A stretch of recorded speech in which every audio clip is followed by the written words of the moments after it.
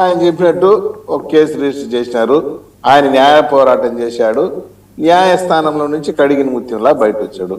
ఈ case liquor case ఇంకా కూడా Andhra Pradesh still investigation is going on. Simple గా పాలసీనే మార్చేశారు. అసలు కేసు ఏంటంటే ఇక్కడ బాగా డబ్బులు ఇచ్చినటువంటి బ్రాండెడ్లకి ఆర్డర్లు ఇచ్చారు. మాన్యువల్ గా ఆన్లైన్ లో ఆర్డర్లు ఇవ్వాలి, కానీ మాన్యువల్ గా ఇచ్చారు.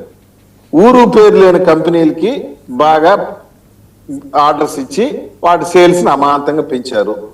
అది పాయింట్ ఇక్కడ. ఇప్పుడు ఫర్ ఎగ్జాంపుల్ ఈ 5 ఏళ్ల కాలంలో 3 క్యాపిటల్స్ అనే బ్రాండ్, ఆంధ్ర గోల్డ్ అనే బ్రాండ్, ప్రెసిడెంట్ మెడల్ అనే బ్రాండ్ చంద్రబాబు నాయుడు గారి టైంలో వచ్చినట్టు సార్. రెడ్డి గారు మీరు మాట్లాడినప్పుడు నేను ఓపిక విన్నా కదా. ఎందుకు ఈ లోపల ఆవేశపడిపోయి ఏదో సాధించేద్దామని ఎందుకు ఈ బ్రాండ్లు బ్రాండెడ్ లిక్కర్ బ్రాండ్స్ ఒక్కటి కూడా మార్కెట్ లో లేవు. పైగా ఇక్కడ విషయం చెప్తాను చూడండి, అరవింద్ కేజ్రీవాల్ గారి కేసులో ఎక్కడా కూడా అప్రూవర్ గా మారినటువంటి దాఖలాలు లేవు. ఈ కేసులో వాసుదేవరెడ్డి అప్రూవర్ గా మారబోతున్నాడు, విజయసాయి రెడ్డి కూడా అప్రూవర్ గా మారబోతున్నాడు. ఇక్కడ ఏపీ లిక్కర్ స్కామ్ లోనా, ఆంధ్రప్రదేశ్ లిక్కర్ స్కామ్ లో విజయసాయి రెడ్డి అప్రూవర్ గా మారబోతున్నాడు. ఈ కేసులో A2 ఎవరైతే ఉన్నాడో వాసుదేవరెడ్డి IRTS అధికారి, అతను కూడా అప్రూవర్ గా మారడానికి సిద్ధమయ్యాడు. ఎట్లా తెలిసింది మీకేం చెప్పారా వాళ్ళు పర్సనల్ గా? ఎట్లా సార్, ఆల్రెడీ వాసుదేవరెడ్డి అప్రూవర్ గా మారడానికి పిటిషన్ వేసుకుంటే కోర్టు పర్మిషన్ ఇవ్వలేదు. వీళ్ళు దాదాపు ఇప్పుడు వైసీపీలో వీళ్ళందరూ కూడా చూడండి ఆర్గనైజ్డ్ క్రిమినల్స్ అన్నమాట. జగన్మోహన్ రెడ్డి గారు అండ్ టీము వాళ్ళు అనుకుంటున్నారు ఆ కేసు కొట్టేసినారు కాబట్టి ఇది కూడా కొట్టేస్తారులే అనే ధీమాలో ఉన్నారు. దానికి దీనికి చాలా తేడా ఉంది. ఆ లెక్క ఎత్తుకుంటే జగన్మోహన్ రెడ్డి గారి పైన 31 కేసులు 11 ఏళ్ళకి జరుగుతా ఉంది. ఏం కొట్టలేదే, అడిగిన ముత్యంలాగా బయట రాలేదే నువ్వు. అరవింద్ కేజ్రీవాల్ గారి పైన కేసు నమోదు 2.5 సంవత్సరానికి బయట వచ్చేసాడు క్లియర్ గా కడిగిన ముత్యం లాగా. నీ పైన FIRలు ఛార్జ్ షీట్లు వేసి ఇప్పుడు 10 ఏళ్ళు అయింది, మరి ఎందుకు కడిగిన ముత్యం లాగా రాలేదు? మీరు ఒప్పుకున్నారా అరవింద్ కేజ్రీవాల్ గారు కడిగిన ముత్యం లాగా బయటకు వచ్చారు? ఒప్పుకున్నారా మీరు? వినండి వినండి, నేను ఒప్పుకునేది కాదు, చరిత్ర కనిపిస్తుంది కదా అక్కడ. అంటే కవిత గారు కూడా కడిగిన ముత్యం అప్పుడు వినండి వినండి సార్. దాంట్లో మీకేం డౌట్ ఏముంది? ఇక్కడ ఇప్పుడు దీన్ని వేరే రకంగా ఇంటర్ప్రిట్ చేయడానికి వెళ్ళి కోర్టు జడ్జిమెంట్ ఇచ్చేసింది క్లియర్ గా, మీ పైన ఎటువంటి ఎవిడెన్సెస్ లేదన్న తర్వాత నేను ఒప్పుకోకపోవడం ఏంది, మీరు ఒప్పుకోకపోవడం ఏంది? We should obey, that's all. Of course Delhi government appeal పోయింది అనుకుందాం, హైకోర్టుకి అప్పీల్ పోయింది, దట్ ఈస్ డిఫరెంట్ ఆస్పెక్ట్. దాని గురించి మనం మాట్లాడుతాం. ఈ రోజు వాళ్ళపైన కోర్టులో ఎటువంటి ఆధారాలు లేవని చెప్పేసి కేసు కొట్టివేయబడింది అని చెప్పేసి డిక్లేర్ చేసింది. We should stick on to that. Court ఇచ్చిన తీర్పును ఎవరైనా గౌరవించాల్సింది. ఖచ్చితంగా అసలు మీరైనా వీళ్ళ పైన ఆ విధంగా ఏడుంది? వీళ్ళు ప్రొఫెషనల్ కదా, వీళ్ళు ఒక కేసు వీళ్ళ పైన ఉండేది. వీళ్ళు హిస్టరీ తీసుకోండి, ఆ కేసులో ఉన్న వాళ్ళ హిస్టరీ అంతా తీయండి, బయట తీయండి. బాలాజీ గోవిందప్ప, ఆయన OS ధనంజయ రెడ్డి అయితే నకిలీ పాస్పోర్ట్ ఇచ్చిన కేసులో ఎప్పుడో నిందితుడు ఆయన కర్నూలులో. నేర చరిత్ర ఉంది కదా. జగన్మోహన్ రెడ్డి గారికి 31 కేసులు ఉంది, నేర చరిత్ర ఉంది కదా. చంద్రబాబు నాయుడు గారికి సార్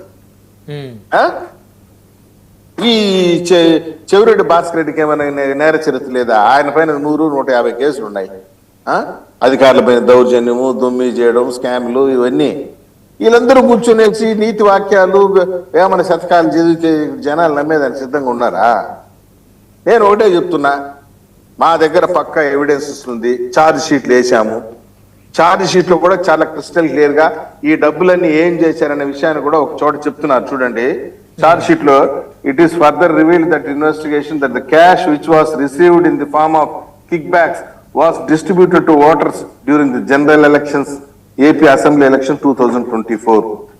ఛార్జ్ షీట్ లో క్రిస్టల్ క్లియర్ గా మేము చెప్తున్నాం, మీరు ఈ లిక్కర్ స్కామ్ లో మీరు తీసుకున్న డబ్బులు, కిక్ బ్యాక్స్ రూపంలో తీసుకున్న డబ్బులన్నీ కూడా ఎలక్షన్స్ లో పంచి పెట్టడానికి ఉపయోగించారు. మేము ఛార్జ్ షీట్ లో చెప్పాం ధైర్యంగా.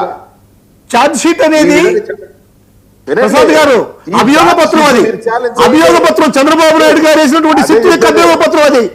ఛార్జ్ షీట్ అనేది వినండి మధుసూదన్ రెడ్డి గారు, సార్ మీరు ఏమైనా చెప్పండి సార్. ఛార్జ్ షీట్ అనేది అభియోగ పత్రం మాత్రమే. ఓకే. దాన్ని చూపించాల్సిన అవసరం లేదు. మసూదన్ రెడ్డి గారు ఒక నిమిషం. కాదు, అది ప్రూవ్ అవ్వాలి కదా, ప్రూవ్ అవ్వాలి కదా సార్. వినండి ఛార్జ్ షీట్ అంటే అభియోగ పత్రం అనే విషయాన్ని మాకు ట్రాన్స్లేట్ చేయాల్సిన పనిలే. మేము కూడా ఏదో కొత్త గొప్ప చదువుకున్నాం. ప్రూవ్ కాలేదు కదా అంటారు, ప్రూవ్ అవుతుంది కదా. ఓకే, అయినప్పుడు అవుతుంది, మాకు కాన్ఫిడెన్స్ ఉంది. సిఎస్ గారే చెప్పారు సార్, సిఎస్ చెప్పారు సార్, ఢిల్లీలో సిఎస్ గారే చెప్పారు. వినండి లెఫ్టినెంట్ జనరల్ కి లెటర్ రాశాడు ఆయన. 100 కోట్ల రూపాయలు ముడుపులు మారాయని. ఢిల్లీలో కేసు ఉంది సార్, ఇక్కడ కేసే లేదు. కానీ ఎందుకు పోల్చుకోకూడదు ఢిల్లీ స్కామ్ తోటి? సార్ నక్కకి నాగలోకానికి ఉన్నంత తేడా ఉంది సార్. అక్కడేదో కేసు ఏదో డిస్మిస్ చేసేసినారని వీళ్ళు కూడా కొట్టేస్తారని మనం ఎట్లా ఊహించుకోగలము? తేడా ఏంటి? నక్కకి నాగలోకి తేడా ఏంటి? అంటే జగన్మోహన్ రెడ్డి గారికి అరవింద్ కేజ్రీవాల్ గారికి పోలిక సార్ జగన్మోహన్ రెడ్డి వాళ్ళ కుటుంబాన్ని నమ్ముకున్న ఐఏఎస్లు అధికారులు ఐపీఎస్లు కూడా ఉన్న వాళ్ళందరూ జైలుకు పోయినోళ్ళే. ఈ రోజు శ్రీలక్ష్మి జైలుకు పోయిందంటే రాజశేఖర రెడ్డి నమ్ముకొని, ఆ రోజు బీపీ ఆచార్య జైలుకు పోయినంటే రాజశేఖర రెడ్డి నమ్ముకొని, ఈ రోజు సీతారామాంజనేయులు ఐపీఎస్ జైలుకు పోయినాడంటే వీళ్ళని నమ్ముకొని, ఆయన సునీల్ నాయక్ జైలుకు పోబోతున్నాడంటే వీళ్ళని నమ్ముకొని, విజయ్ పౌల్ జైలుకు పోయినాడంటే వీళ్ళని నమ్ముకునే కదా. ఈ ఫ్యామిలీ నమ్ముకున్నంత వరుసపెట్టి జైలుకు పోవాల్సిందేను. కల్తీ నెయ్యి కేసులో అనిల్ కుమార్ సింఘాల్ ఎగిరిపోలే డామ్ అనేసే వీళ్ళు నమ్ముకునే కదా.